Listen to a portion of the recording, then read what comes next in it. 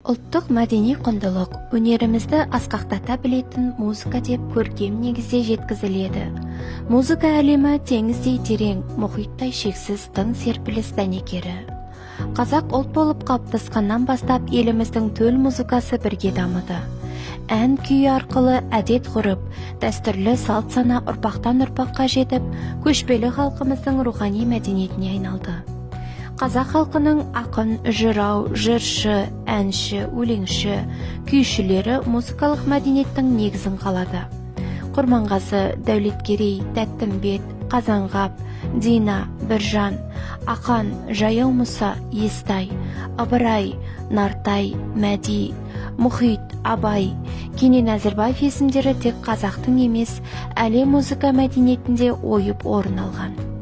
Қазақ ұлттық мәтінді музыкамен және европалық классикалық музыканы органикалық синтез жасау арқылы қазақ опера өнерінде Евгений Брусиловский, Ахмет Жұбанов, Латиф Хамиди, Мұқан Төлебаевтың классикалық туындылары, Ғазиза Жұбанова мен Құддыс Қожамияровтың симфониялық күй синтезі өмірге келіп, орындаушылық таланттары жағынан әлемдік классикалық музыка дәрежесіне көтерілген Ермек Серкебаев, Бибігүл Төлегенова, Роза Бағланова, Әрібек Дінішев, Амангелді Сембин, Айман Мұсаходжаева және Әубәкіроваларда айталамыз. Сахна саңлақтары көрерменіне рухани азық сыйлап, бар өмірін өнерге арнап, қасиетті сахнаға адал қызмет еткен өнер иелері.